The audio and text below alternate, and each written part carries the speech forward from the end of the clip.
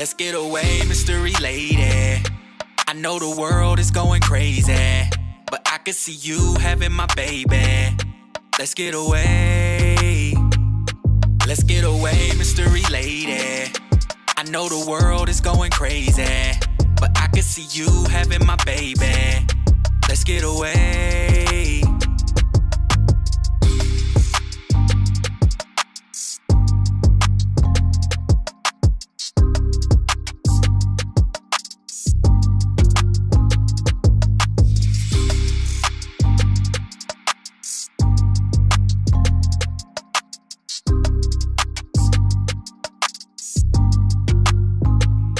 Let's get away, mystery lady. I know the world is going crazy, but I can see you having my baby. Let's get away. Let's get away, mystery lady. I know the world is going crazy, but I can see you having my baby. Let's get away.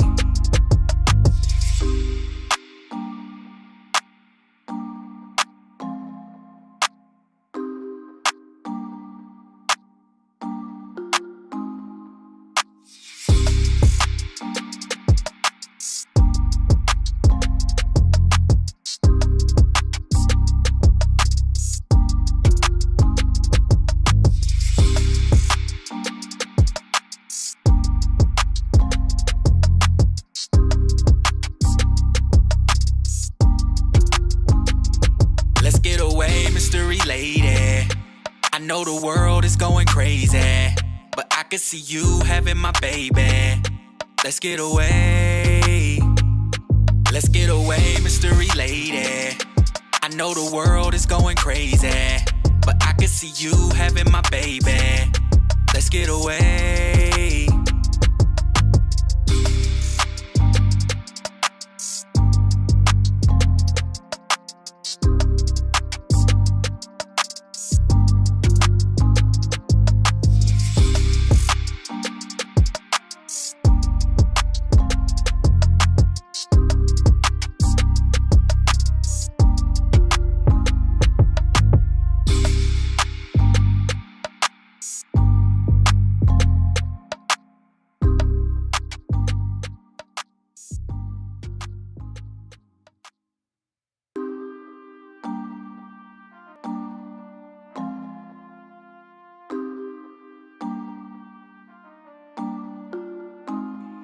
Let's get away, mystery lady.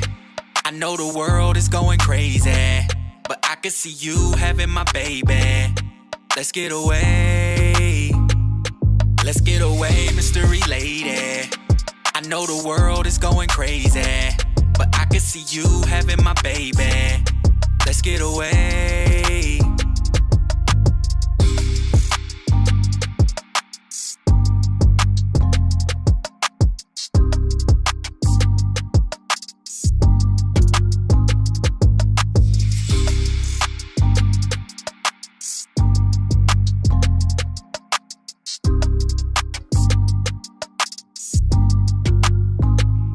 Let's get away, mystery lady.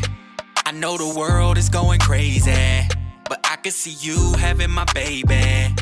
Let's get away. Let's get away, mystery lady. I know the world is going crazy, but I can see you having my baby. Let's get away.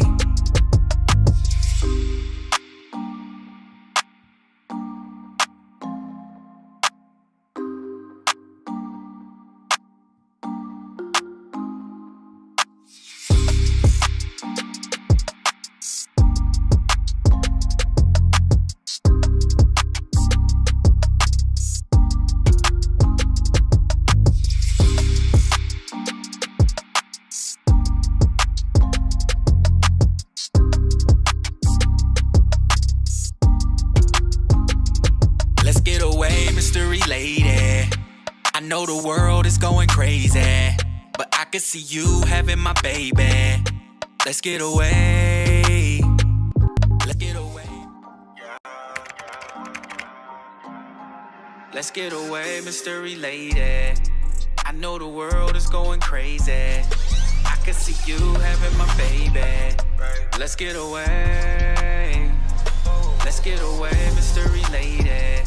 I know the world is going crazy. Jamil, I remember in 2006 when you decided to go to Atlanta. I wasn't really excited about you going, but I saw that you were determined to go. Because when you were on your way, the car broke down, and you got out of your car and got into your cousin's car and had your car towed back home and kept going to Atlanta. And then from there, I just saw how you began to bloom. And you had your ups, you had your downs. And even though I was here and you were there, I was still just a phone call away. And we talked every day. It's just been exciting to see how you've grown, how you've changed your way of thinking, how you've enlightened me in your journey, how you've shared so much knowledge, and you've taught me so much. You've taught me how to think for myself. You've taught me how to investigate for myself and seek out the truth. And that's something that I never did before. And I'm really grateful for that. It has taken a lot of courage for you to do the things you've done. You have made me proud. I'm excited for you. I love you. I admire you.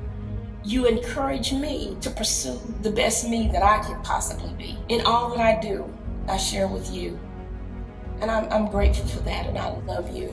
Mystery lady, I know the world is going crazy. I can see you having my baby.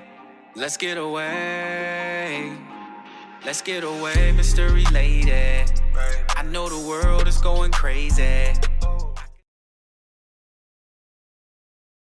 And everybody a good morning. Kiana Quarles is in the building all the way from Naptown, as the Georgia folks would call Indianapolis.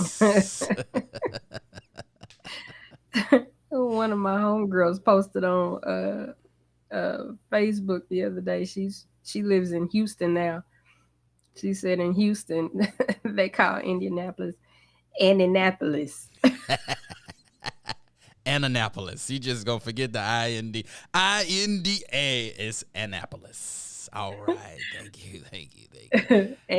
Annapolis. Annapolis. Listen, this is a beautiful Saturday. I woke up feeling good, feeling refreshed, and I hope you are too. And I want to thank everybody for chiming into the Jamil Harley Morning Show. You could have still been in bed. You could have been downstairs making some oatmeal and grits without the salt and pepper. But you are here with us today. You put in your grits what you please, okay? Yeah, put in some sand dust in there too while you at it. All right. Just so petty. But look, we got a good show today. This show is going to be an inspirational show, I like to think. And at the end, going towards the third portion of the show, we're going to bring on a phenomenal photographer. She is published, and she is based out of Dallas, Texas. My good friend, Lynsey Walters, will be in the building. Boom. Okay. She Shizzle is up this morning with us. I want to thank you for coming out, She Shizzle. Good morning. Man, where's Bobby Harley at? Where my mom at? She better show. No, I'm just playing. There she is.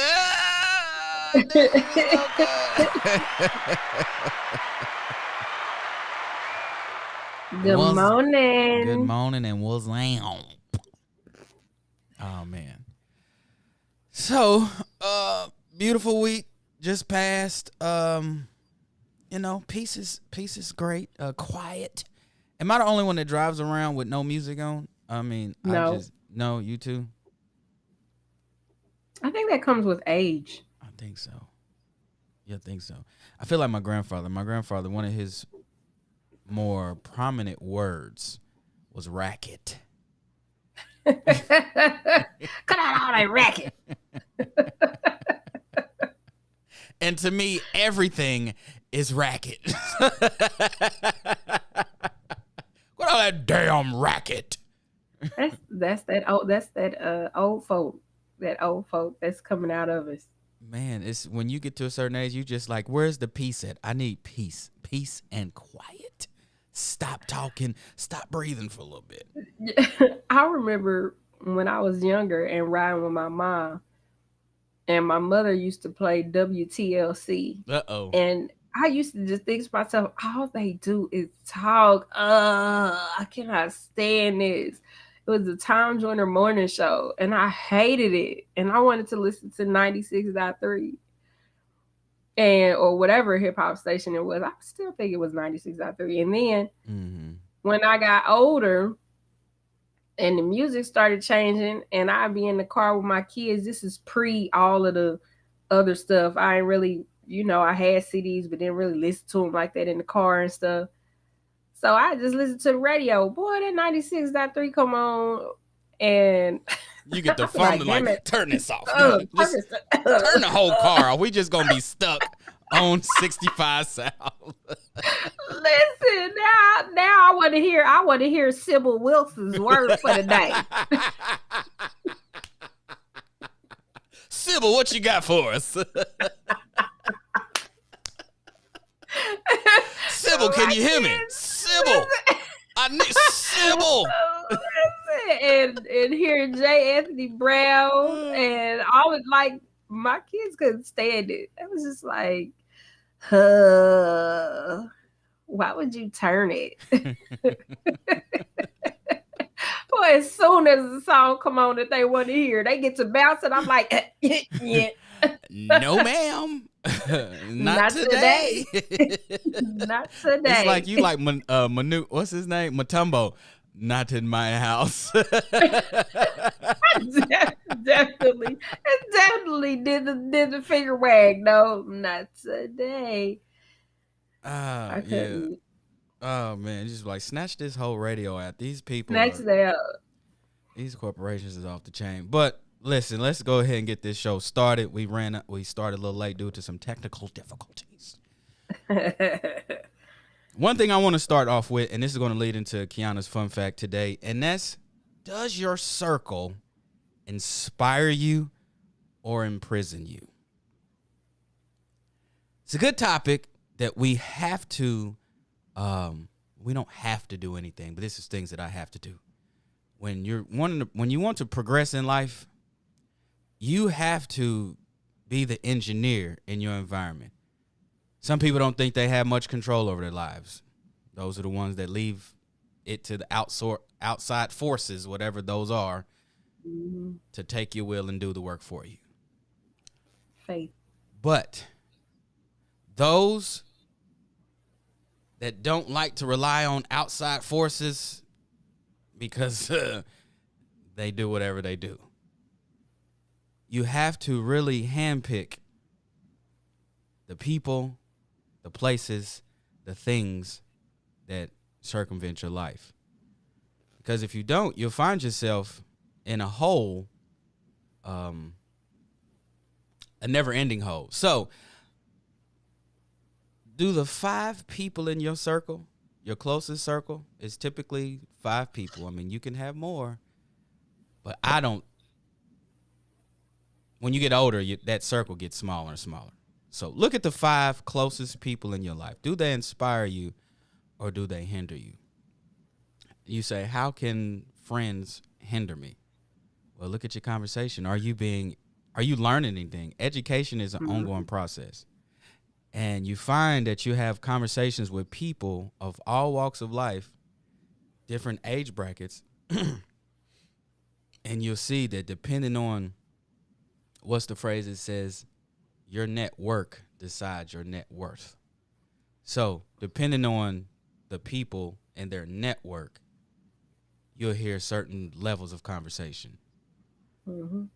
Some people's conversation makes sense to them, but on the broader scale, they're not talking about nothing. Like, it's not moving them forward.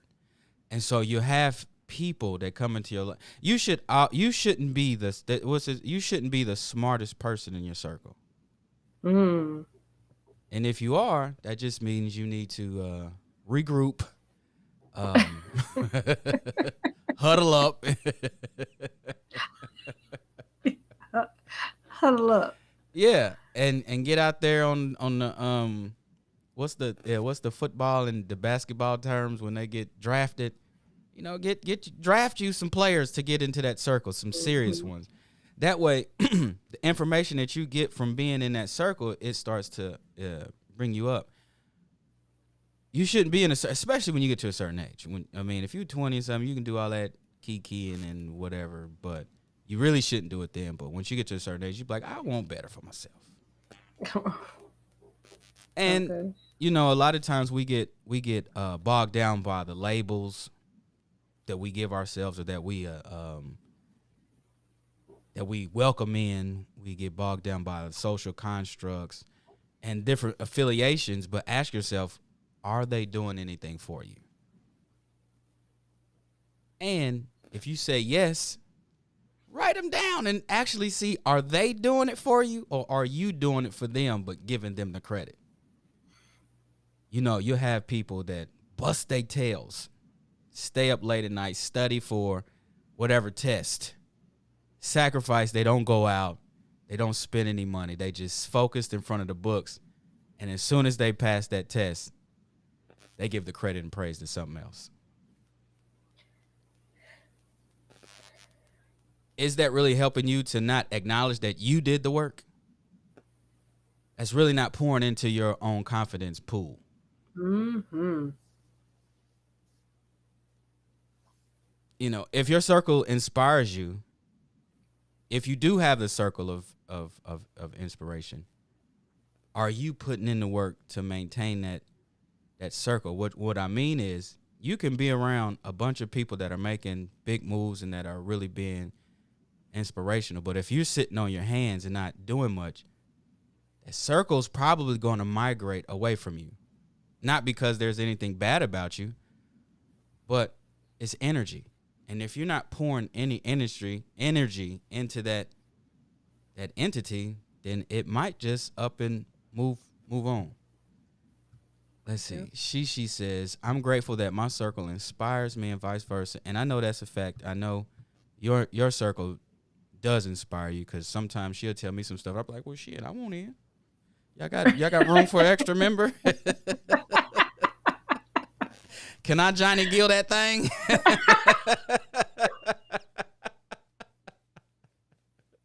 You know, I could be the 6th member, the 7th member.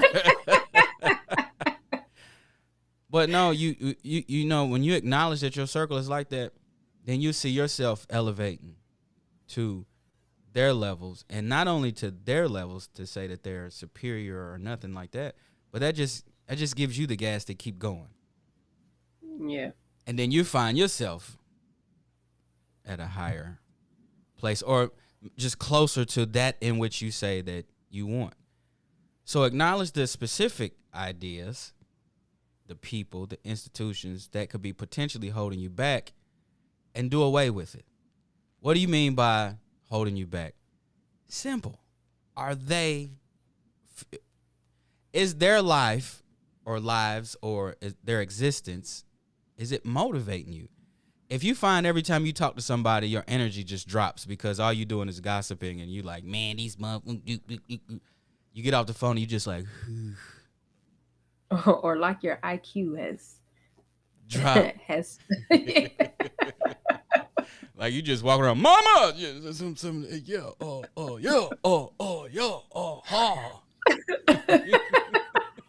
You got to shake that off like, what is this? Yes. I gotta read. Give me something Quick, to read. a book, fast, facts. Somebody give me some facts. You know, there's so many things that we could be doing that will get us out. Because, you know, life, I was in the bed the other day just pondering, if you will. And it just came to me, your life is predicated off of your choices or the lack thereof. Mm-hmm. So a lot of people make poor choices, not because they're bad people. They make poor choices because they don't necessarily know that those choices are poor, because that environment is conducive for those said choices. So how are you supporting your circle? When's the last time you shared a post, a video, purchased some product, told your other friends about the circle? Have you had a conversation regarding how you can assist to whatever capacity that you can assist with those that inspire you? So I find that a lot of people support you in secrecy, meaning you don't know that they support you because they'll look at your stuff and be like, oh, that's dope. And then that's it. And then you find yourself in conversations. You know what? Your stuff should be global. Well, it could start with you, my friend. Have you shared any of my content? Have you told anybody about it? It's free for you to do that. I didn't put a price tag on support. Is you is or is you ain't my baby. You know, it's not that difficult. And a lot of times you'll see people online complain about my friends don't support me or my family don't support me. At the whole time, they're negating those strangers that actually do support them.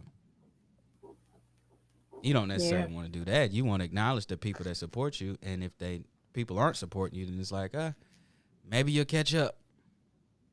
Maybe you won't.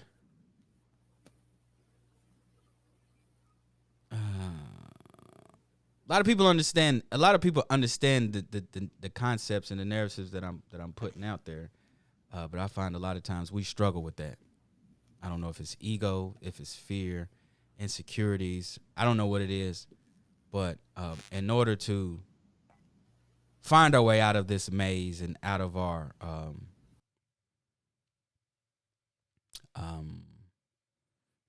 holes, it's you can't do it individually. It takes an entire group. That's why other groups support each other. That's why it's taught throughout the child's life growing up to support each other, whereas we're always taught to compete with each other. Yeah. You know, you'll see these posts where it'd be like, R&B singers from the 90s, one got to go. No, nobody has to go. Why does anybody have to go? They're all great, legendary, talents that I want to stay forever. Right.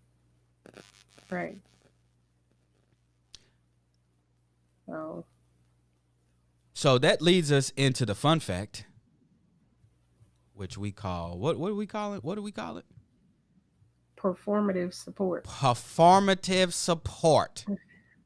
We're going to send it over. That is a fun fact. Want to hear a fun fact? It's like a fun fact. Another fun fact. Here's a fun fact. Or not so fun fact. Or here's another not so fun fact. Not so much fun anymore, is it?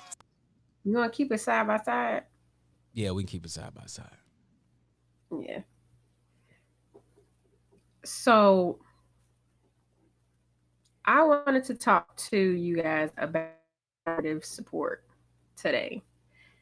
And what I mean when I say performative support is just that. What is a performance? So a performance is that of acting. And you have a lot of times those people who act like they support you. We were talking about those in your circle and then, liking, sharing, commenting, like things like that. Like if you have a business or something on your social media platforms, or like even in real life, offline, like you get those people who act like they support you. You've seen them. The online, you post, hey, yes, sis, yes, do it. And then when you see them out, it's like there's no real action behind that. So,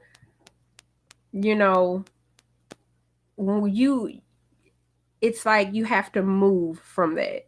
I don't know who needs to hear this, like the post say, And maybe I'm talking to myself as well. But you have to move away from the performative supporters. Move away from the performative supporters and then focus on those that actually support you, like in real time, in real life, your circle of friends that support you in real time, real life. Focus on the positive. It's so easy to dip into the negative attributes of that. Like you'll hone in on it, and then it becomes the center point of your focus. And like, well, why is it like this? Like, what am I doing wrong to where they got to feel like they have to? Don't worry about that. Don't worry about that. Like, focus on the people who are really that, like, who are taught, like, who are on your phone, giving you ideas, feeding into you positively. So this is not necessarily that. I mean, I guess you could call it a fact because people do this every day and you see it. But just as Jamil said earlier, this is meant to be inspirational, and it is. Just stay focused and continue to, just like the people who feed into you in real time, in real life, you feed into them, and that energy will continue to circulate. So what I want people to do right now, go on all your social media and just start liking everybody's stuff that you like. If you like their stuff, like it. Share it. It's free. It's free for everybody. Have a good time and just share. Just do it joyfully. Yeah. Because listen, I still do it on occasion. Like, I'll just go on my social media and just blast, like, people who I see that are just doing great stuff. Like, great stuff, whether it be family, friends, or whatever. And I noticed I was doing that heavily at once upon a time, but it wasn't being reciprocated. Like, I would post it, like, and the thing is I would see certain people out in public. I'd see them, all over the place, and there was like no type of acknowledgement at all. And you get that, hey, and I, in public, and I'm just like, okay. But like, but my thing is I support dope when I see dope. Like, I do.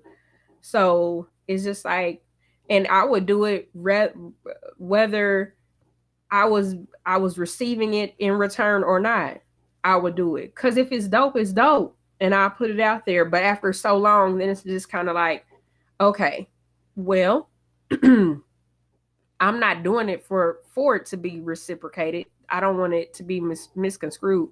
But after some time, it's just like, dang, if I am sharing your stuff, like, at least like the post in which I've tagged you in and shared your stuff. Like, people like, yeah, I thought that's what you better do. You should have did that.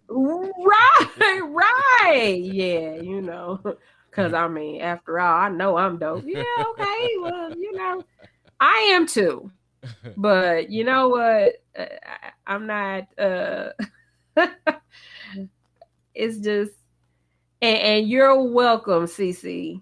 You're welcome. And listen, she sent me a post, Miss Cece. I'm just going. This is me pointing out the positive.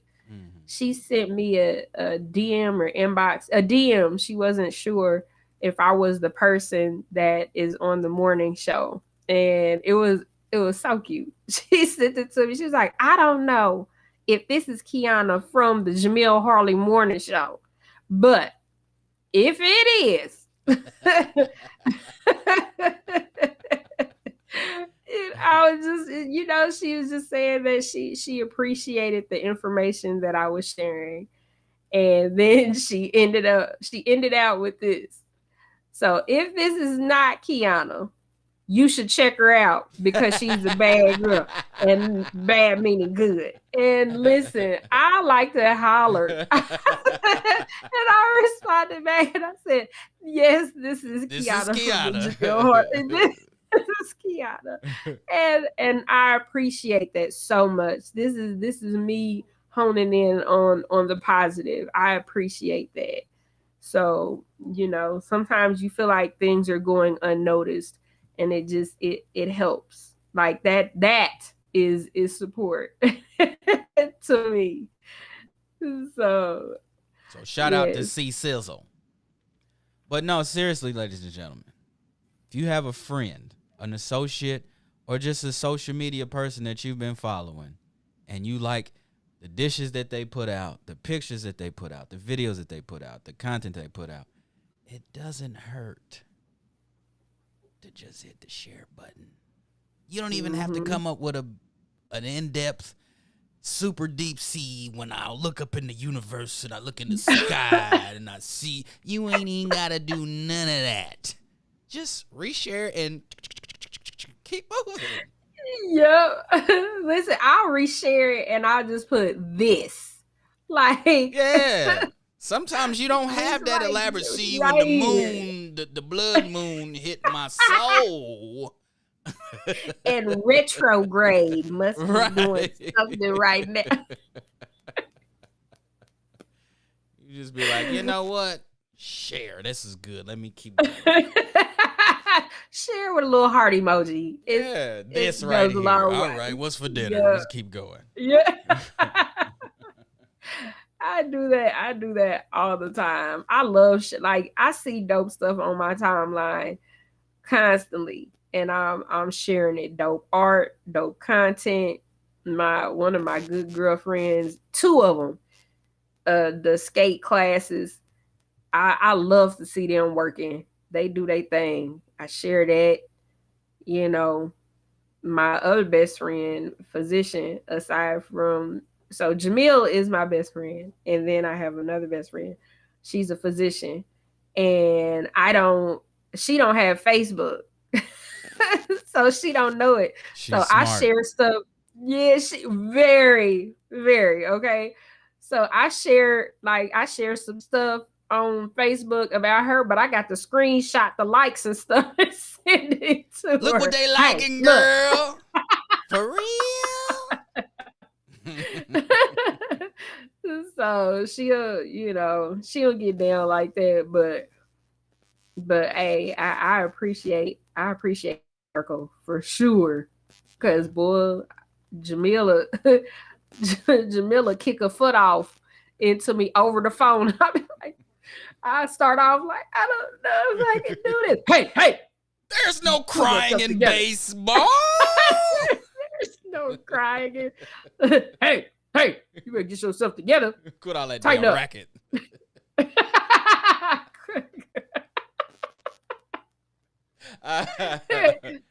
all that damn racket. I ain't got time for this shit today.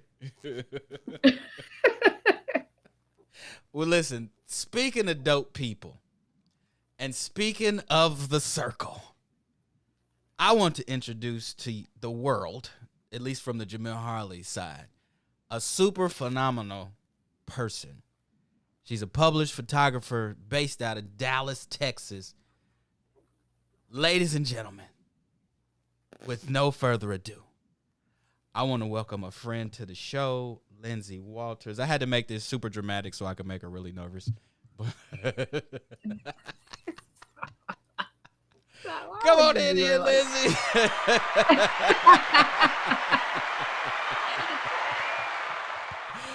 This is her first time doing anything like this, and I know she's nervous, and so it's funny to me because I remember the first time I did stand-up comedy, I was so nervous. As a matter of fact, the very first time that I did something in front of a group of people, it was at Indiana State, and now that I have her on the line, Joy Latte, what's up? Indiana State alumni. I had just moved to Terre Haute. Me and Cha-Cha, we had just got to Indiana State. Joy saw me in some area, and she's like, "Hey, would you like to be a part of a what was it? It was an what auction? That's what it was. I was about to say oxygen. It was an auction for, I think it was it the Deltas? I think that's what it was for. I ain't know nothing about it, but I was like, yeah, I do it. Y'all should have saw me in the back before they called my name up. I'm outside in like 30 below weather with a muscle shirt on. It was so cold, but I was so nervous, and I was like, this has to come out of me. And I was a nervous wreck, but once I got on the stage and I started acting silly, I had a good time. So as a performer, it's always funny seeing people super nervous for being in front of people, because I know it's really nothing to be afraid of, but they don't know that, but you realize it after it's over. But we have, again, Lynsey Walters, the world-renowned photographist. I'm making up words today. And we're going to, I'm always making up words. I have a degree, so I can make up words, okay? I'm licensed to make up words. But Lynsey, how you doing today, girl? How you doing? That's all you got? No, she's speaking. She's talking. Okay. You muted. Unmute yourself.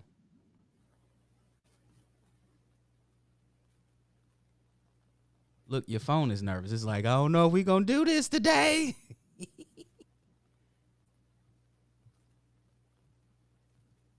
Yeah, she's... It said, guest has muted themselves. You can close out and come back in. That'll probably get you. Yeah, close out and come back in. Use the same link. Oh, man. What's up, Santrell? How you doing, sugar? I don't know why he's got to get in that old uncle voice. How you doing? Always the old uncle. Joy said I did good. I remember taking my shoes and socks off while everybody else in the auction was taking their shirts off. I was like, I'm going to get y'all some of this feet work. You know what I'm saying? Oh, all right, there you go. Hello? There we go. Hey. there we go. Hey.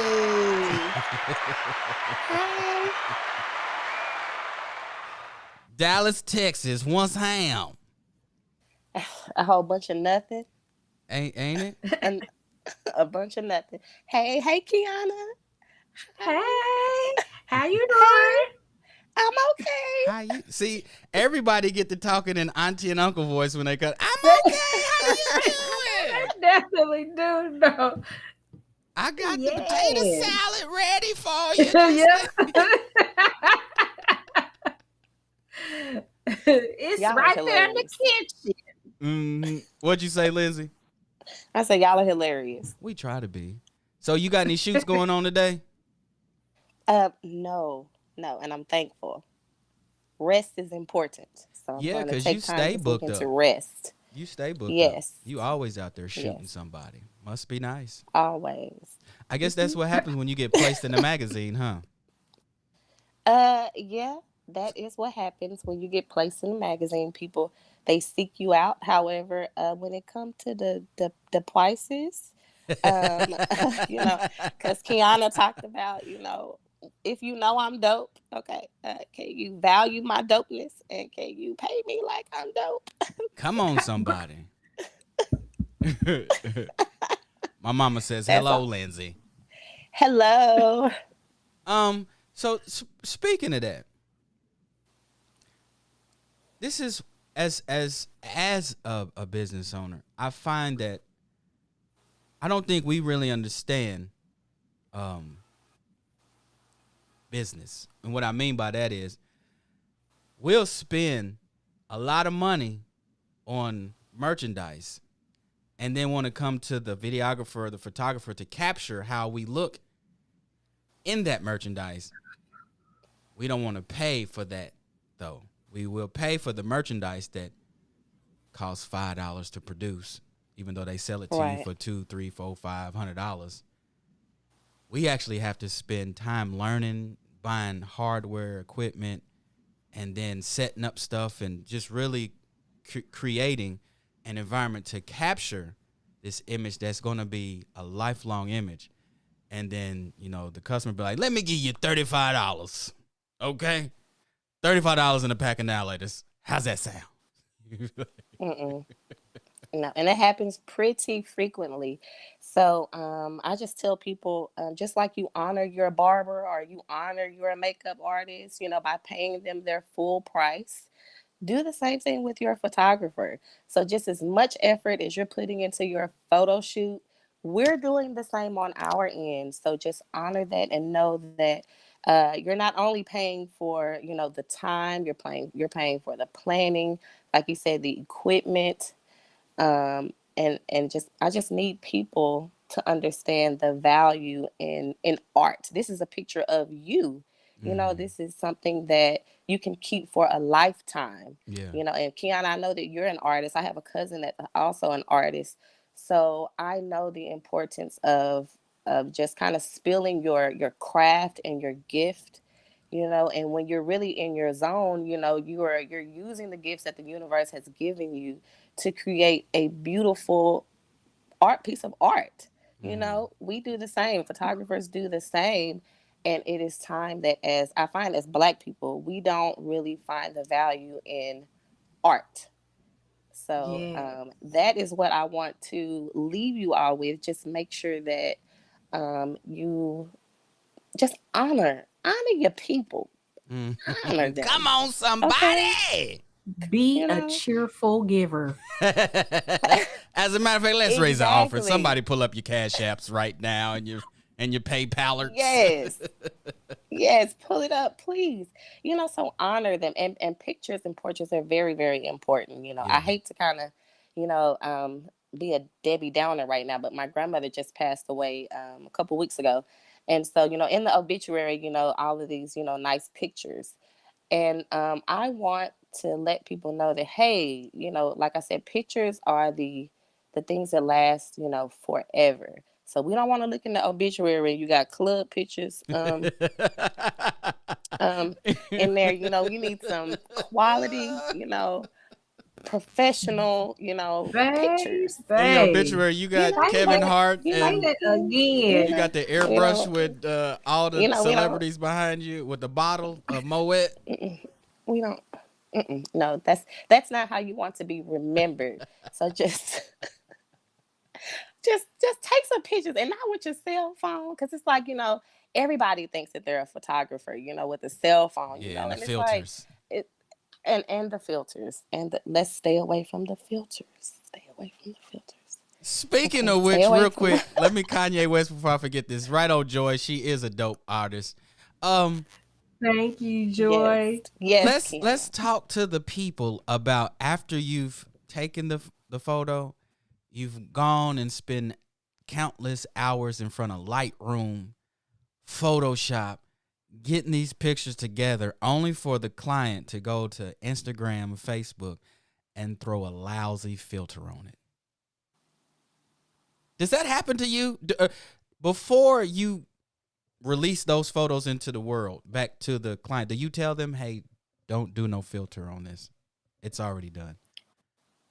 So I do add a little, you know, blurb that I would like it if you would not alter the images in any kind of way, because I have spent time creating this image to my aesthetic. So I do understand that my aesthetic might be different from another person's. However, this is kind of like my truth. This is my creative touch. So when you add a filter on it, it's kind of like saying, I don't care about all the time that you put into making this. I'm going to put a filter on it and just, you I'm going to know, put this deliver it. huge blur It's, on it. it What? and it's like, no, I didn't take that picture. So I'm like, you know, don't tag me in that. I didn't do that. That's No, not I my don't know work. about this one. You know, so just honor your artists and people that you work with, because we want to be able to showcase the artist's talent. You know, not your talent with a filter, but the artist's Not your talent. talent. Okay. You didn't pay me for you to do the work. Okay, let me do the work. Yes, exactly. And Exactly. When you go I to the find doctor, you don't prescribe your own medicine. You Some let of them us do do, it for but you. hey. Hey, the doctor said I should be on high blood pressure medication. Somebody give me some vitamin E. Just go and get that. The doctor said I need to be on morphine. Somebody grab up some heroin from out there. I'm not trying to fool with the doctor. What? But yeah, you're right. And how was it? And I'm gonna be all over the place right now because photography is interesting because I dibble a little bit in it too. I didn't really start liking taking pictures until it was a girlfriend I had in college. She was always walking around with the little disposable cameras. I'm like, if you don't get that out of my face. And if you look at some of my childhood, like teenage pictures, I'm not smiling in none of my pictures. Like my mother would pay for these packages at school, and I'm just like, Don't be that child. and then I bring the picture. She be like, what is this? I wasn't in the mood.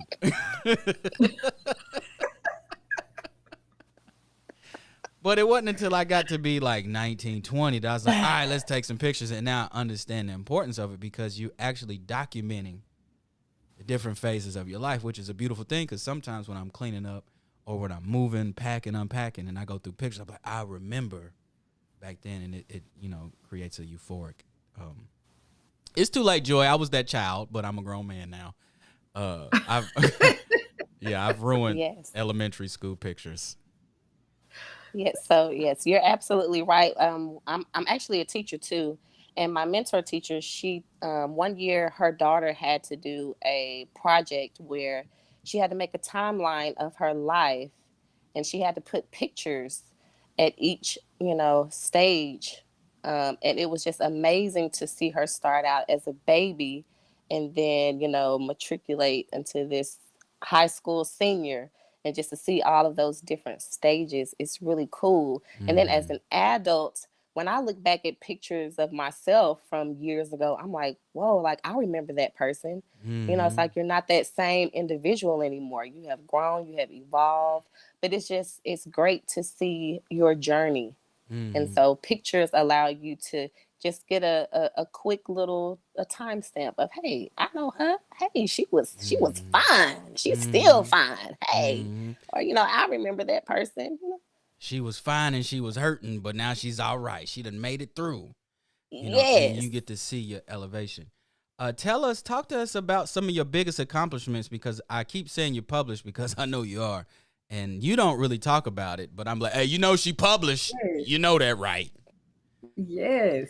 Let's talk about that. How did your work get put in front of the right people in order for them to be like, we want her a part of this magazine?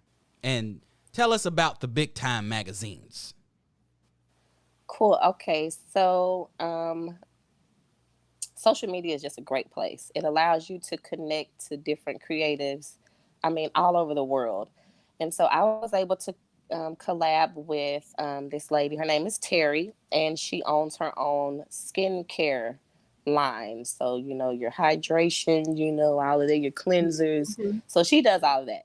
So she hit me up and she was like, hey, I have this vision. I want to go out to the desert and I want to do a photo shoot with so many models, and I want them dressed like this, XYZ. And I think it'll be really good for your portfolio. And I'm like, hell yeah, it'll be like, can we cuss on here? You already did it, but yeah, hell yeah. Hell yeah, I'll do that, sure. Can we cuss? So, so I happily obliged. So she found the model. She's also a makeup artist. And we rented a hotel, rented a car and all that, because it's about a 6-hour drive from Dallas.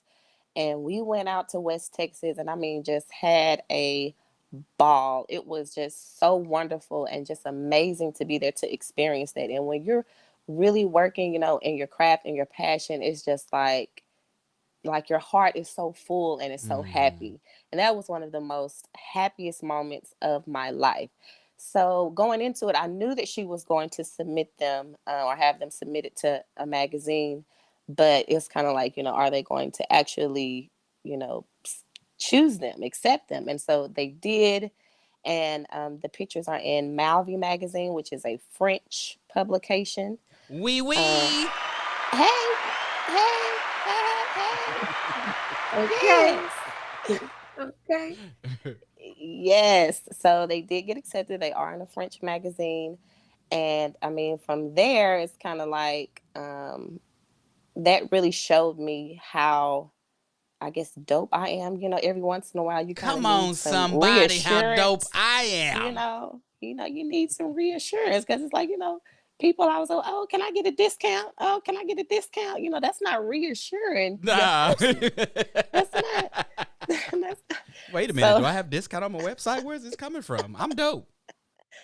yes, I'm dope.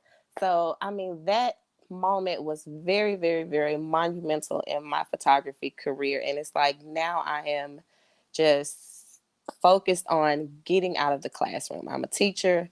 And this year was a pretty traumatic experience given the pandemic, and I work with children. And I will say that was not fun. Mm-mm. It's not fun at all.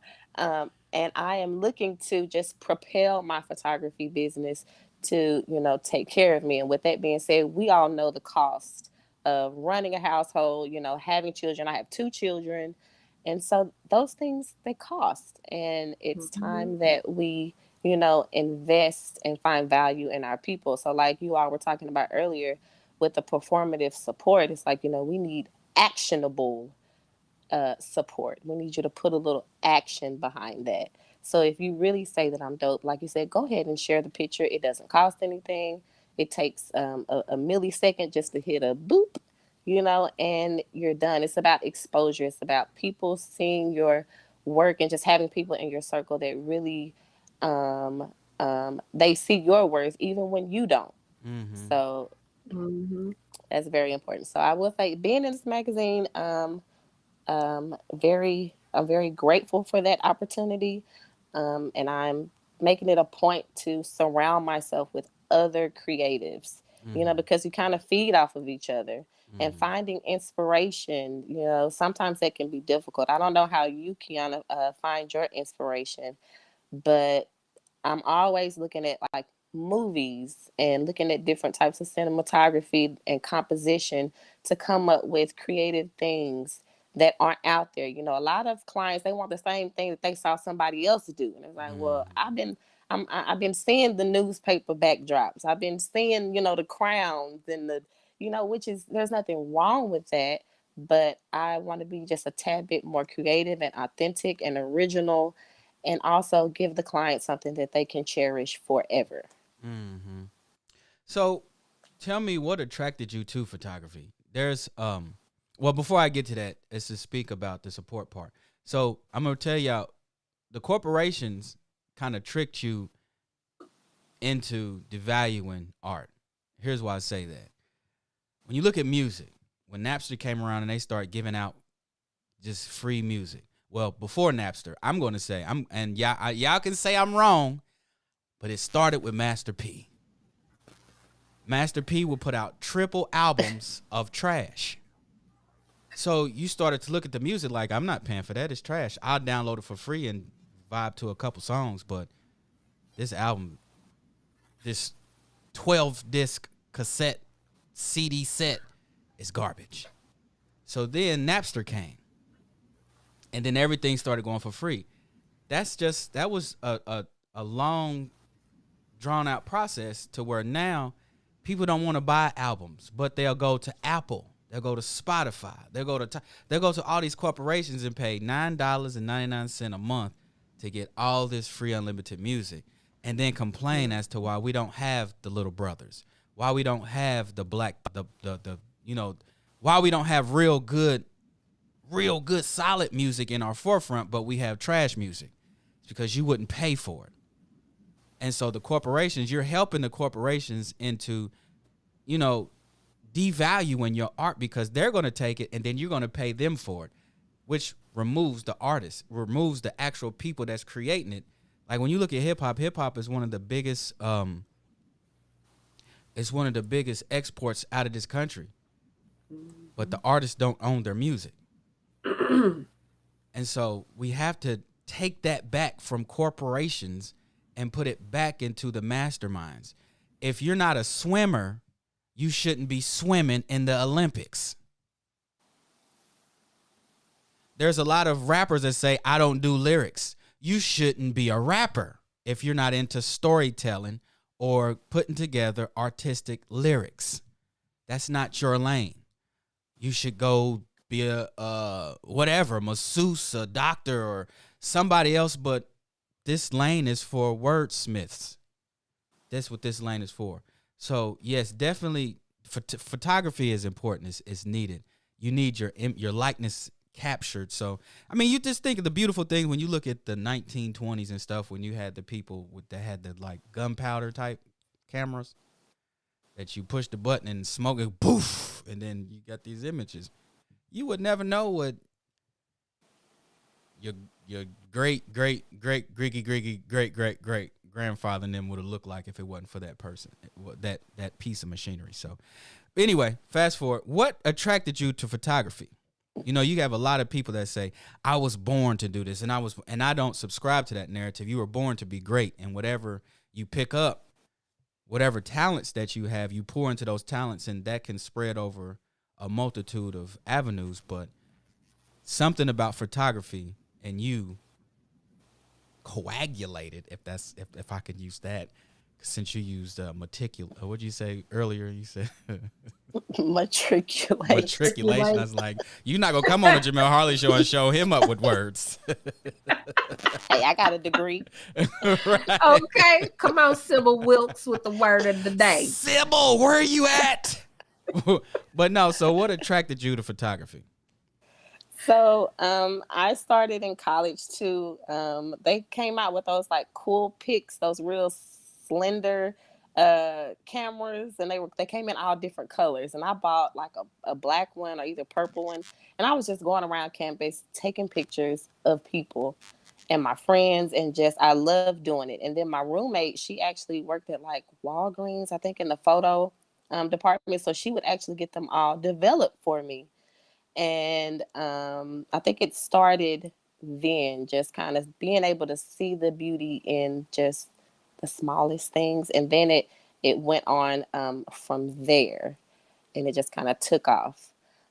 So that's how I became attracted to photography. And now that I'm really, really kind of submersed into it, I will say it allows you to capture moments and tell a story. I was watching a documentary, and they were talking about how, like, our ancestors long ago, they would draw pictures in stone, the hieroglyphs, even though they're not pictures taken with a camera, they're still pictures that tell a story that cannot be erased. Well, even though the Arabs, they over there right now, with a little white paint coloring in our ancestors, but we know who is on the hieroglyphs. And I just think that that in itself speaks volumes.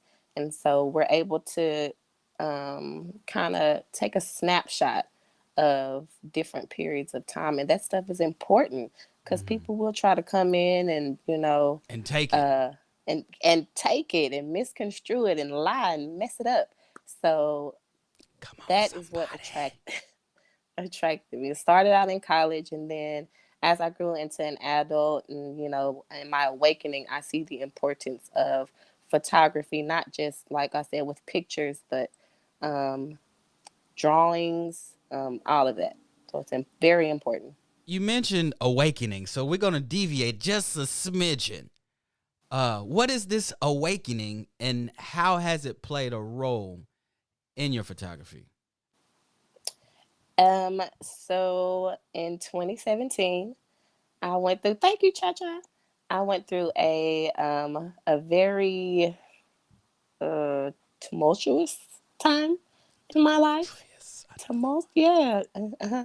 And that kind of triggered an awakening. And so when I say awakening, I'm like, I walked away from religion first, and then after that I started reading about like chakras and meditating and frequency and vibration, and just learning all about that. And then it kind of just like took off. Come on, And somebody. Yeah, and so here I am, years later, still in my awakening. And I will say that being a creative, it allows me to tap into that that other person.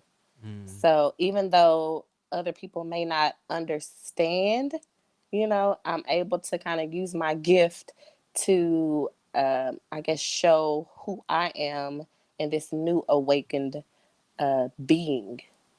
So, Come on, yeah. somebody. You know what? I gotta get this. I gotta get this Yes, music indeed. added in here because we just had a whole moment right there.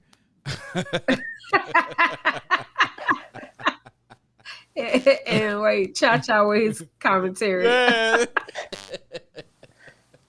So, and so you went from the slim. I don't necessarily remember the slim cameras. Is that the one with the blocks of flashes that stacked on top of each other, or is that too old to what I'm talking about?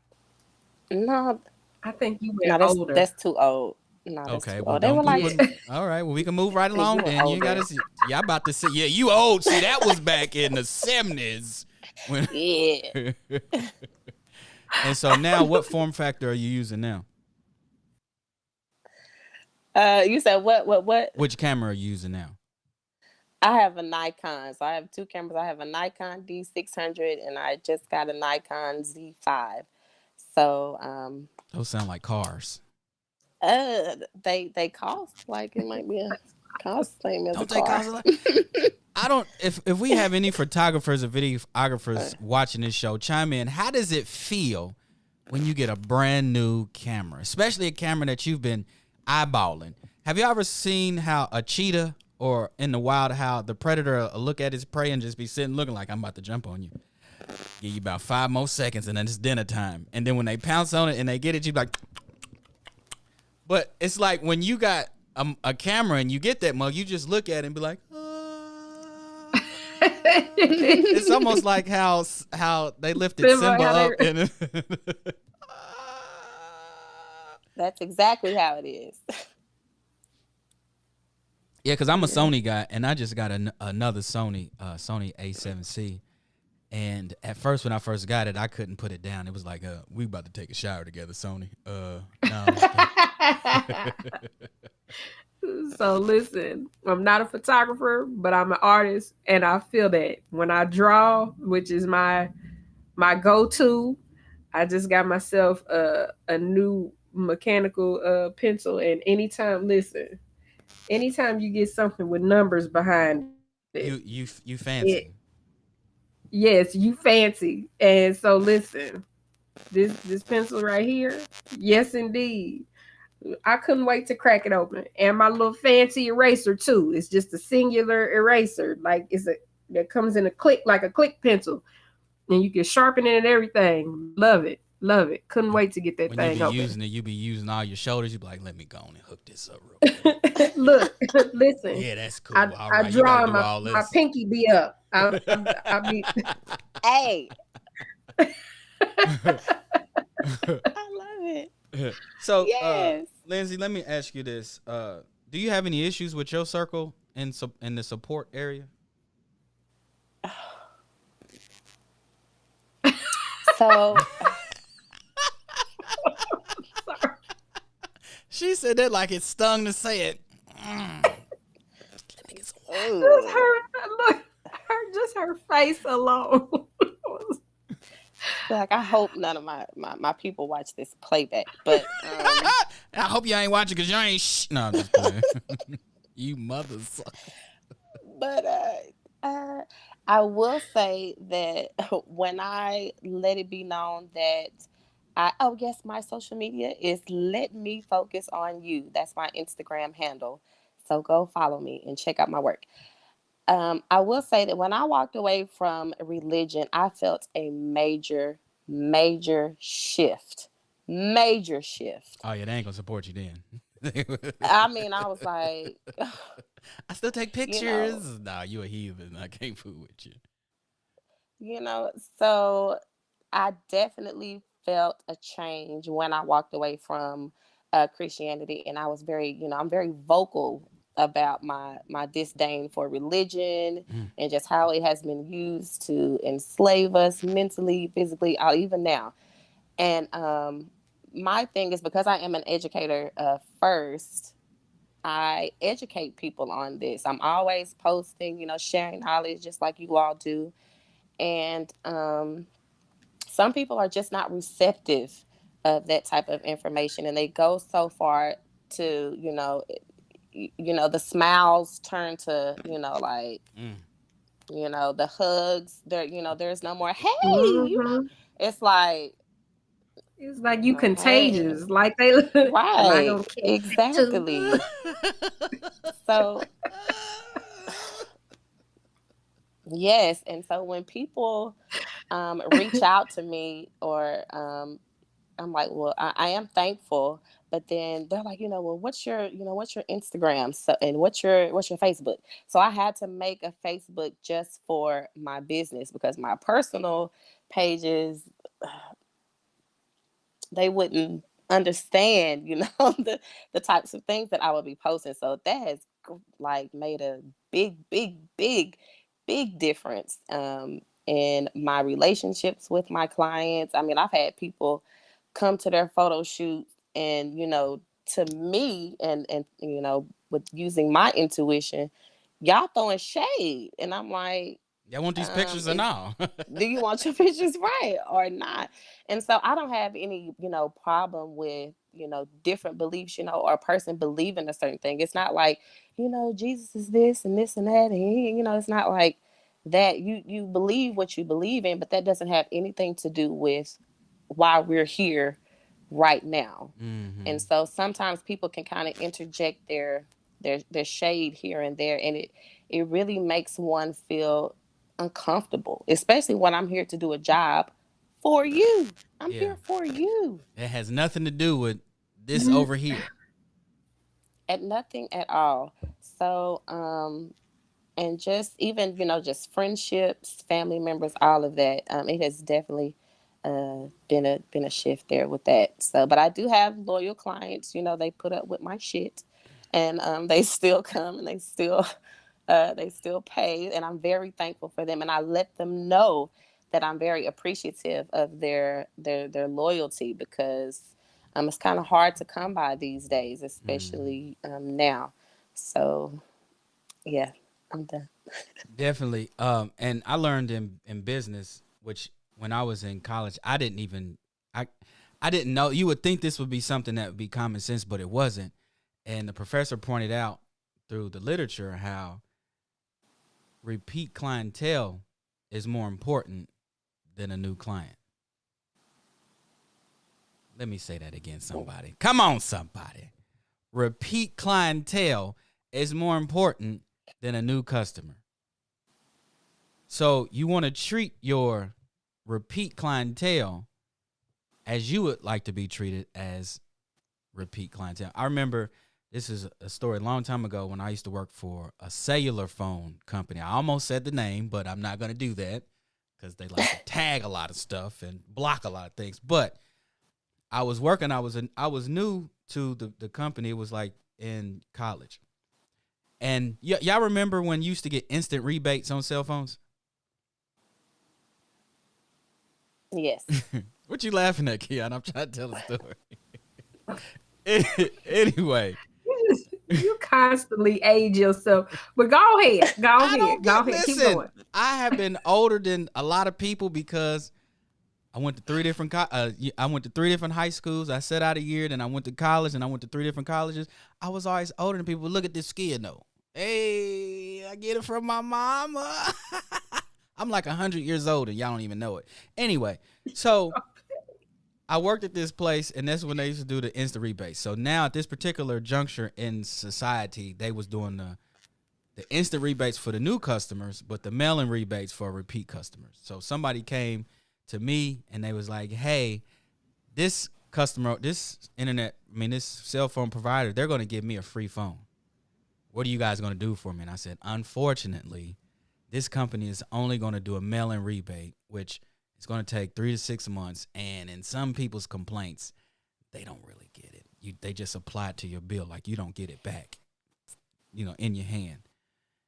So that meant that customer, their option was to spend $400 for 2 new phones. And he said, so be honest, what would you do? Would you go to the other company and get the instant rebate, or would you pay $400? And I did one of those when you look around to make sure ain't nobody around you. And I said, listen, I would not spend $400 for a cell phone that costs $10 to $20 to make when another company is going to give the same phones to you for free to show you that they appreciate you. You've been a repeat customer with this company for years and years and years, and they're not showing you that you're important. I wouldn't do this if I. He went back and talked it over with his wife, and he came back. He was like, you know what? I like your honesty. Give me these 2 phones. And I was like, what? Are you kidding me? But that right there showed me, just in my discussion, I'm like, I would like to feel important. And so with my repeat clients, like, I do things for them. Like, they can call me and get certain things that somebody that's just, well, how much you cost? Oh, Yes. that costs too much. Well, that's fine. Like, Yeah. I'm going to treat these people with some priority because they treat me with priority. You know what I'm saying? Right. Yeah, so I try to do the same. I give my loyal clients free shoots. It may not be the whole, setup as far as the hours and the number of pictures that you get. You might get But one flash. I but do, yeah, a couple pictures, not 15 pictures. You might get 3 pictures. But still, they're getting something, and it's, totally for free. Mhm. And so I try to give back as much as I can. I'm also a photographer for a couple of nonprofit organizations. And now that the world is opening back up and events are starting to happen, I do foresee myself out here in these streets with my camera taking pictures for the nonprofits. So yes, yes, yes. Giving back is very important. Showing your appreciation is very important. Remember, all of that is energy. So like whatever energy you're putting out, you will receive that on the other end. So I definitely make sure that I try to do free stuff every now and then. Mm-hmm. And do you think photography is one of those industries that is important to expose the youth to early on? Definitely. You see kids with they always walk around with a cell phone in their hand.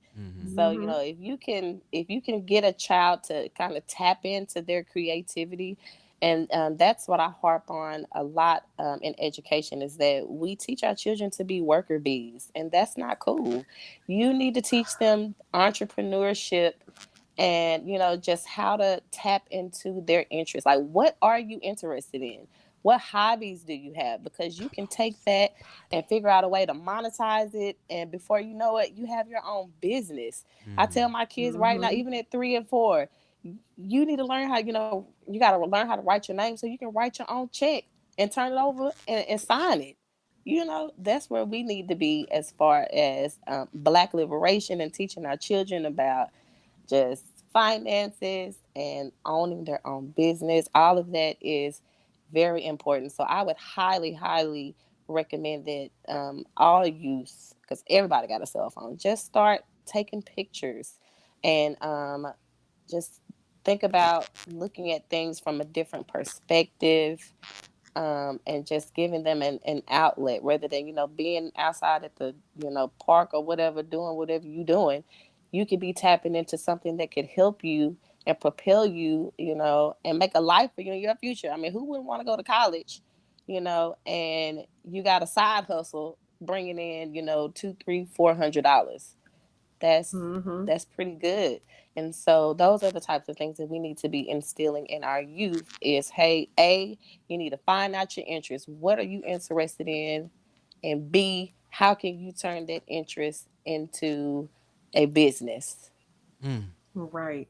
That Come so on. those Come on, those somebody. You done things came and are gave a whole important. word today. Okay. Look. Yes, so as I'm a Mic mom check.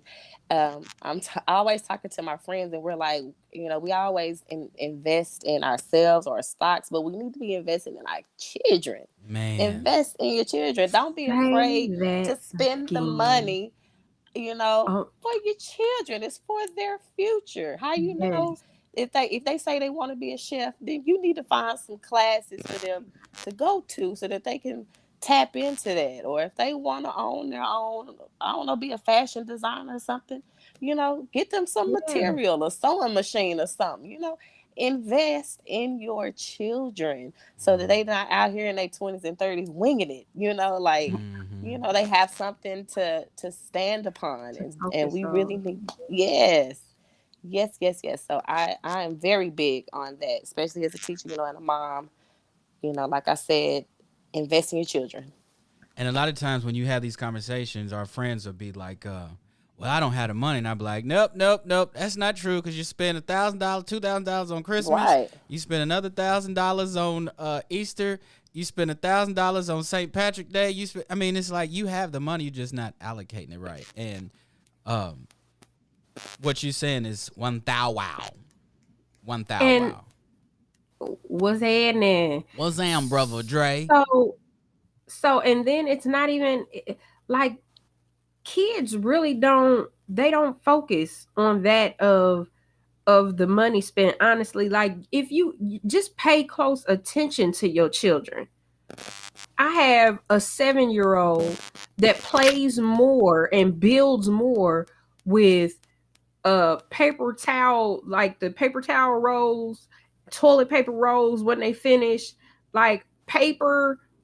All my tape is gone, but I keep tape in the house because she likes to construct and build. My middle and my oldest daughter love to go to the Goodwill. My middle daughter is into fashion real heavy.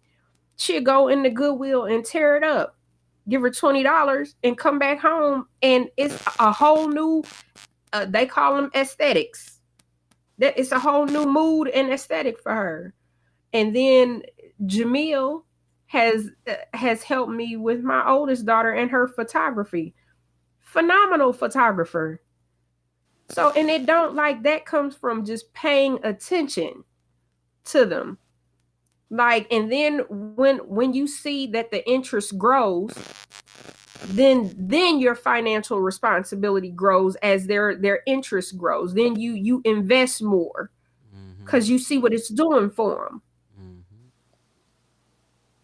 So, the that whole narrative of, oh, that's too expensive. Listen, I grew out of that. I started off with that, paying all this money for these classes. My oldest played violin, and she loved violin, but she traded in the violin to be a hooper. Then the hooping didn't last. Then she traded that in for flag.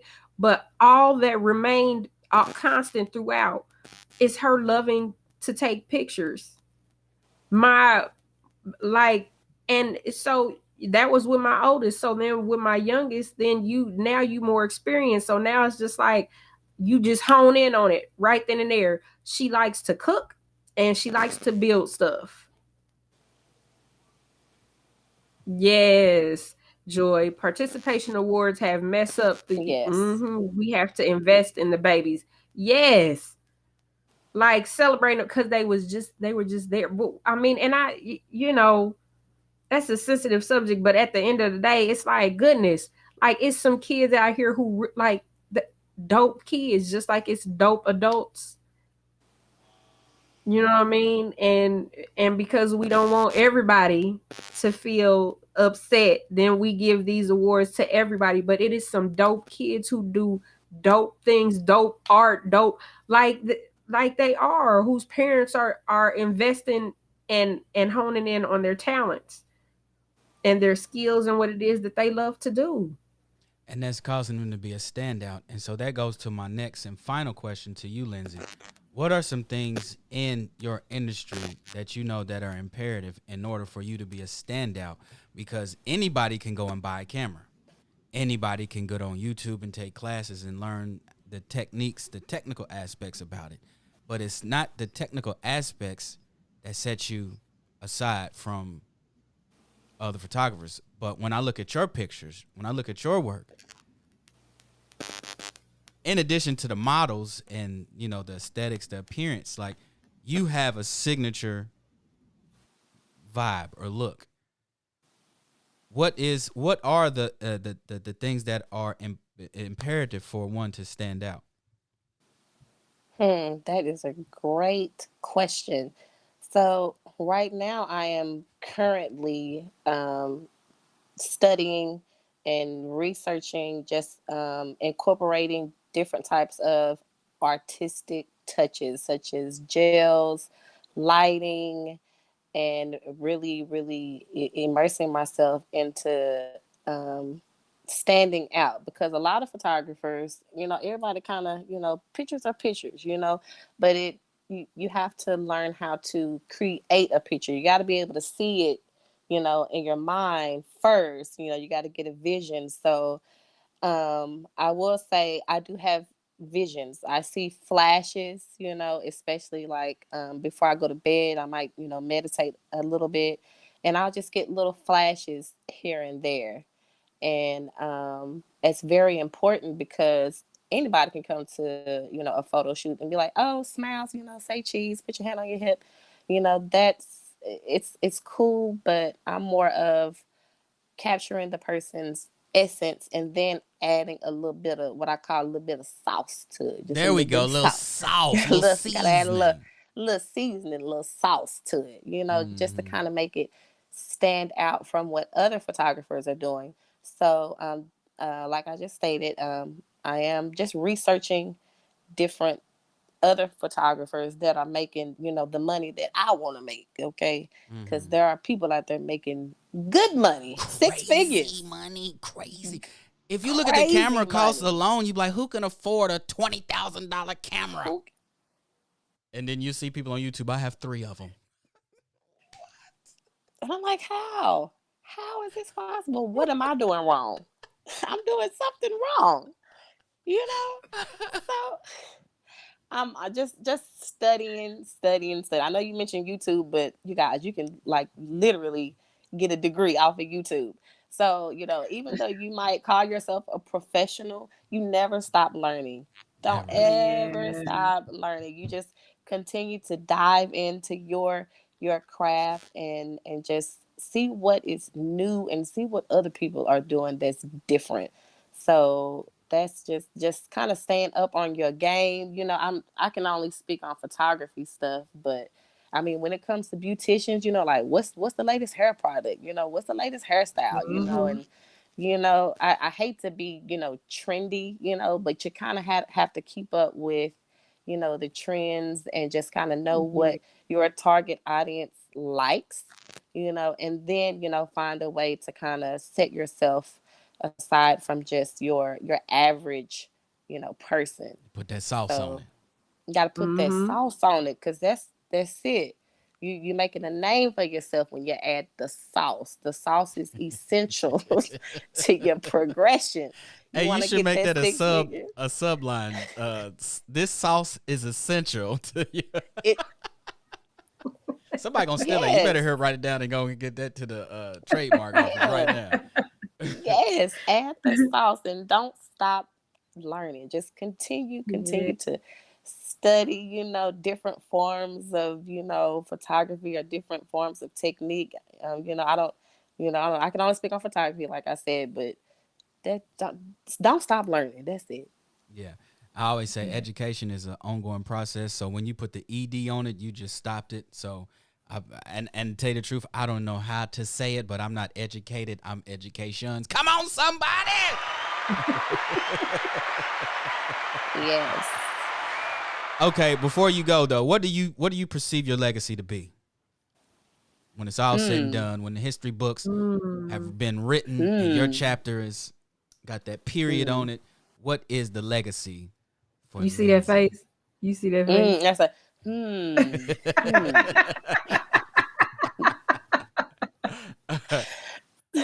So, my daughter has taken a liking into photography as well. So my hope is that when I'm gone, I could, pass this over to her, and she can use it to help her advance and excel in her life. So I think that is my legacy. And just to all children, I want them to know, be your own boss. Be your own boss. You want to work for yourself. You want to have that freedom to just, live, to create your own schedule, the flexibility, to spend time with your family. All of those things are important. But when you stuck at the plantation and, you really working hard and for somebody else, how is that really helping you, and your family and what you have going on in your personal life? So as far as my legacy, I would like to leave my business to my child and let other children know that entrepreneurship is the way to go, whether it's photography, art, cooking, I don't know, painting. Just find something that you like to do and monetize that thing, and just watch, just make it happen. Watch things manifest around Just you. watch. So Yes. when are you coming out with your own podcast? Because you've put this, you've set this show on fire. You've made a bunch of you've dropped a wealth of knowledge, and you use big words, and I appreciate that. Come on, Degree. Come on, Degree, somebody. But you are in need of a platform to speak life into the people and to share what you're good at. You know what I'm saying? You know what I'm talking about? I'm back. For sure. I don't know about a podcast, but I don't know, because People I need to be able always to tell hear people, you. Check in with the people every now and then. check in with the people, okay? Because normally I'm used to talking to children. I talk to 3 and 4 year olds all day, and my conversations don't go past, your mama will be here at 3:00. So yeah, I'm gonna have to think hard on that, going live or something. This will be my first time ever going live on anything. Now, how does it And feel? I'm just like, How does it? Oh, it called the show off. We can't do it. We too nervous. No, I don't have a contingency plan, because you're going to be up bright and early and talk to the people. All right? Okay. All right. Come on in, sis. Yes. so I's made it. I's is here talking to the people. But Yes. I don't know. I have to kind of, do something with this anxiety about talking to adults. I can talk to children, but talking to adults, that's a whole other different thing. So I gotta put out my big words. See, that's why I've been using my big words. I don't get to use them kind of big words often. Yeah, I'm going to have to go back through the show and be like, yep, she said, yep, I'm going to have to add that. Tune in next Saturday to hear him use every last word she said. I'm just going to start off the show. See, the matriculation of this show. Cha-cha, you crazy, boy. Yes, see, when you matriculate, okay, then you find yourself, in order to participate, then you percolate. Using them all in the wrong context. To make sure you don't segregate. Amen?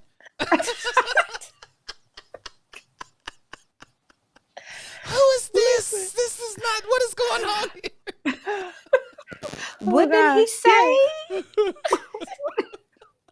Yo, I used to go to this one barbershop, though, and we're going to let you go a little bit.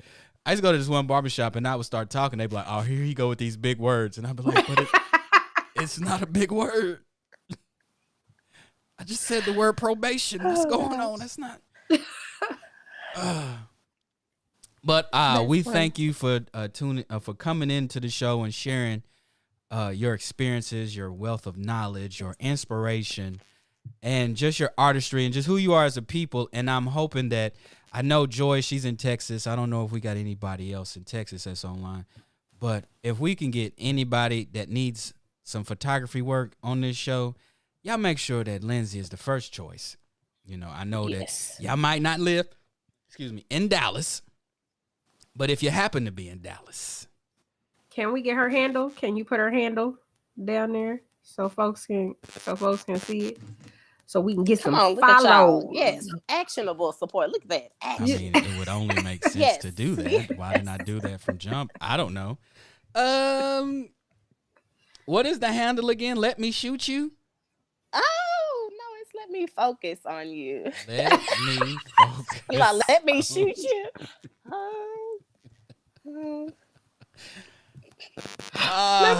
Let me tell you something. Jamil, my festival is Black Vegan Fest Indy. Jamil has messed that whole name up for a whole year and a half straight. Listen, I'm gonna host the show, and we gonna call it what you just said. Joy says she needs some headshots, so bam. Yes, Joy. Hey, I'm gonna hit you up, Joy. I'm gonna find you. I have a set of specific skills. I will find you. You will book me. Yes. And I will shoot your headshots. Yes, I will. Yes. Let me focus on you, ladies and gentlemen. Lynsey Walters, thank you for coming on to the show. Woohoo. We look forward to seeing more of your work. And before you go, I'd like to say I honor you as well. Come on, son. And your field of expertise, both you and Jamil. The history of photography and Black photography is so important. What you guys capture will later on be seen to those generations that are ahead of us. Our children will be able to see these things and say, oh, I know who took that picture. I know that, whether it be or the work that you do for the nonprofit case may be, also a legacy just in what it is that you do. So I honor the both of you and what it is that you do. So keep on. You gotta keep on pushing. Thank you, Kiana. Listen, I appreciate that. You welcome. Jamil, don't ever do that again. Don't do that no more. All right, Lynsey, we're going to let you go. Have your Saturday back. I appreciate you, and we will talk to you soon. Thank you. All right. Bye. Bye-bye. Bye. Oh, man, that was a good time. It was a good time. But wait a minute. Keep on pushing. I want to acknowledge our brother Dre for stopping through. What's up, brother Dre? Yes, DJ indeed. Godzilla. He probably dropped off by now, but he said it's not sensitive that the kids just suck at things. What Dre's Oh, man. Leave it up to Dre to drop kick some kids in the throat. Talking about that. You know what I mean? We giving out passes of mediocrity out here. The participation. Thank you. What's crazy is you can tell that this is being done to neutralize. It's being done to sort of neutralize that superhero child or children, and it kind of leaves you in just a mundane state, like of just existing. It's almost the equivalent of reason why they put fluoride in water. You know, it's so many things that's done to keep the people from rising to who they're supposed to be. All these different social constructs are created to divide the people and to keep oppression going on and separate. And you see it working in the school systems. You see it working like anything that's mainstream. You see anything that's handed to you. It's like, here, take this. You know, I posted something about the Dasani water. When you look at the ingredients of Dasani water and you break down each ingredient, you're like, why is this legal? Why is this okay to feed human beings? And it's supposed to be water. It's supposed to be water. It's supposed to be water. So, I don't know. Education is an ongoing practice.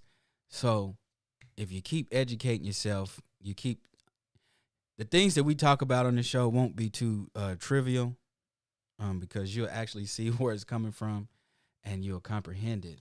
But if you don't look into what's being said or what anybody's saying and you're only taking in the information from the corporations that's handing it to you, you're not going to really understand the environment. You're not going to understand the matrix. She says, them participation kids then come to college, and then I have to deal with them being upset with the professor about being mad for not getting the point of the bare minimum. You say that. Yes. And these are adults by this time. Mm-hmm. Yep. And they, you've been conditioned to expect that you should just get this for showing up.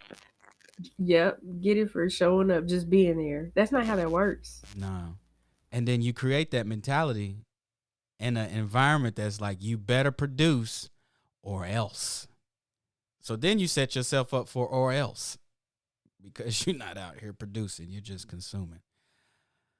Whew, this was a nice show. Let's see, Joy, come on. Now we got the teachers talking. Come on, education professionals. Yes.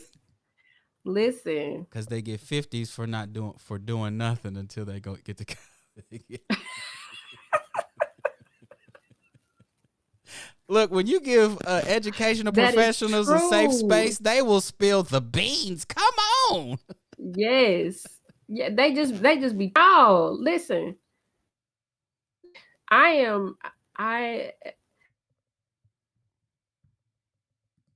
lot of people, but I'm all for, like, if the kid is not, if the child is not progressing, like, hold them. I am a hold them back type of parent.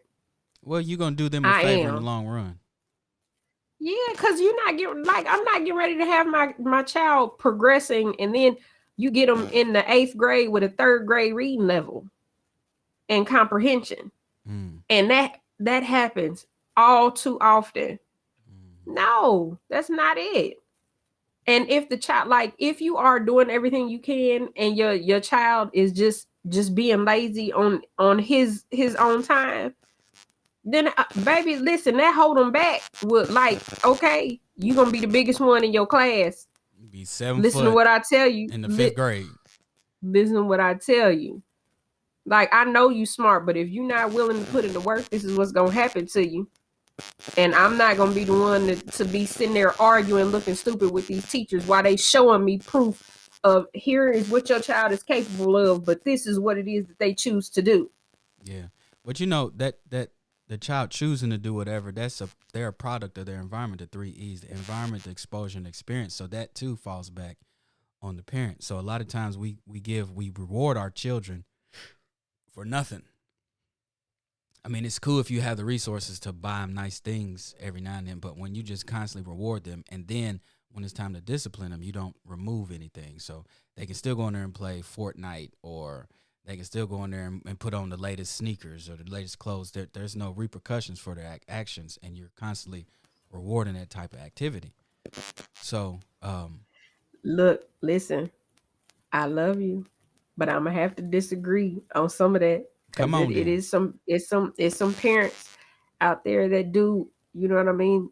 They do the discipline, they do all of that, but when a child gets in that teenage state of mind of, they've decided who they are and what it, you know what? I can talk to you till you blue in the face. I can take stuff away from you. No, you're not going with your friends. No, you're not. No, you're gonna sit in this room and stare at these walls, whatever. And they like, it is some kids that are just rebellious. Mm-hmm. Like, you can have 3 kids. Look, each child is different. Ain't no child the same. Right. You're gonna have one that is brilliant but lazy and trifling. You can have one that has all the common sense, but no, you know what I mean, choose not to be books, like they like, why, what do I need this for? I don't need this in life. When am I ever going to use prepositional phrases? I don't care nothing about it. It's going in the trash. There that goes. Yeah, you know, that is my stance on that. So, you know, there's a lot that goes into that mindset when the child does that. So many intricate pieces that play a role in that. Yes, and there is no study guide for this, unfortunately. So you know what I mean. Like some of it is a portion of.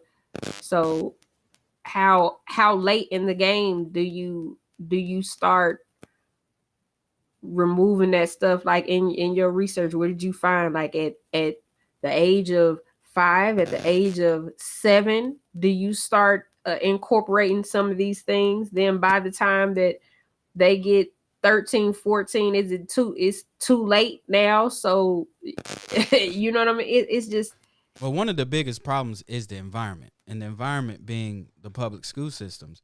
Because so one of my friends that's a psychologist, psychiatrist, he pointed out how your child's biggest influence from the age 0 to 14 is the person he or she sits next to in lunch or on the bus. And so what happens in public school systems, you put your kid that could probably be at a certain mind thought, and you put them in a bullpen of just dysfunctional kids with the mindset. And then it's like when you put, so I saw this thing when you put red ants and black ants in a jar together, and then you start shaking it, those ants start attacking each other. So that encapsulation is what I consider the public school system, because now as a parent that has created an environment at home, now you've put the trust into this institution to sort of bring over that same environment, which they tell you they're not going to do that. And so now because I remember, and my mom's on, I don't know if she remembers this, but I did this to my mom one time in my lifetime, like I was about to hit her. She was disciplining me at my grandma's house. I was on the staircase, and she said something. I said, and before I could go out the way here, my mind said, "You're about to die. This was the wrong decision." But I seen a kid in school do that to his mom, but he actually hit his mom. Nobody in my family hits their parents. I had to have seen that, and I'm telling you, I saw that from this other kid. So you are going to be influenced by other kids, and if those other kids aren't necessarily of the same mindset of that yours from their environment, then they will influence. So when you got kids that don't want to go to class and they want to be funny and all this, guarantee they're not doing that by themselves. So that's all I'm pointing out in the intricacies of when you go into public schools. But you know what? You got those type of kids in. Not only you got them in public, you got them in charter, you got them in private, you got them, So, you speak on homeschool a lot. And the thing is unless you truly want to take that, like take your kid, separate your child away from that environment, that is the way to go. Otherwise, your child will constantly have those outside influences, like constantly. So I know I'm a parent that has had all of that. Like my kids have, yes, oppositional defiant. So my kids have gone through private school. The majority of the time they've done private. They've done charter, and now my youngest is in public. She was the first of my children to ever go to public school. So it's just like at this point, like I have seen some influences that I'm just like, wait a minute. Do you remember in high school? Here? I don't know how it was at Tech. But do you remember going to high schools where the students actually beat the teachers up? Like, I remember being in school and I'd be like, what type of hell is this? Like, what is this?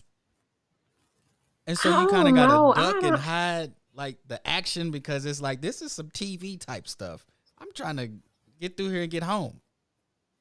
We had some hellions at Tech. We definitely did. But now I went to Tech when Tech was completely separated into the different magnets. So I was in the health professions magnet.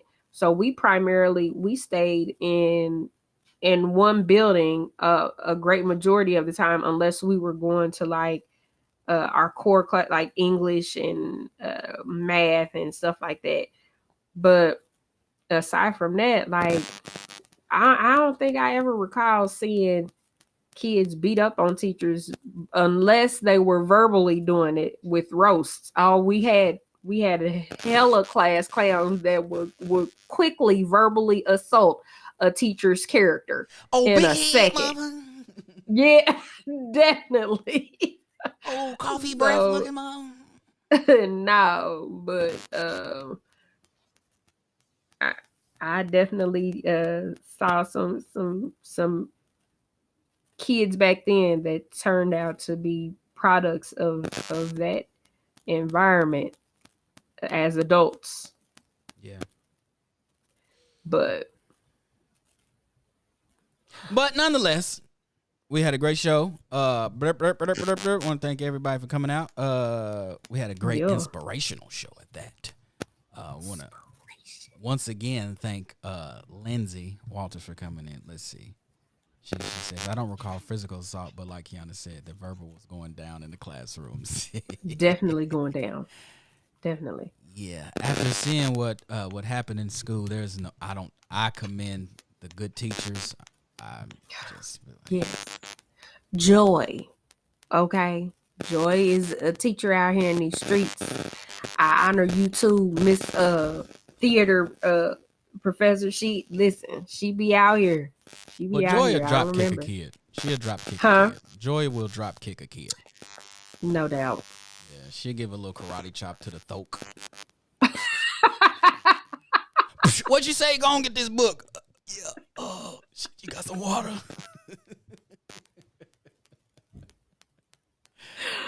Yeah, we don't have teachers like that no more. Joy, you'll drop kick a kid and get up and dust yourself. I'm like, whew, that was interesting. Anybody got TikTok? Give me your phones. We about to throw them all in the water. There's going to be no evidence. But yeah, thank everybody for showing up Saturday. It's a beautiful Saturday. Go on out. Be great. Enjoy the rest of your Saturday. Be productive. And before we get off of this line, get on all your social media right now again and start supporting your circle. It's imperative that they see you supporting them. Because I'm going to tell you, to be called a friend and to call somebody a friend and then to see the friends not support you, that does something to you mentally, especially when you see perfect strangers out there. Boombaye, Ali. You be like, you don't even know me, but you going perfect hard. Strangers will go hard. Yeah. Like for real. Yeah. So y'all make sure y'all do that today, tomorrow, and in infinity.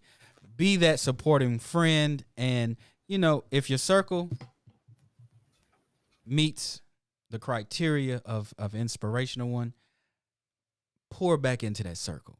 If your circle doesn't, be a free agent and go ahead and draft you some more inspirational people. And with that said, this is Jamel Harley Show. This has been Jamel Harley and Kiana Quarles. I want to thank y'all and have a great day. And we'll see you back here next Saturday, same bad time, same bad channel. You are now listening to the Jamel Harley Morning Show. I don't know why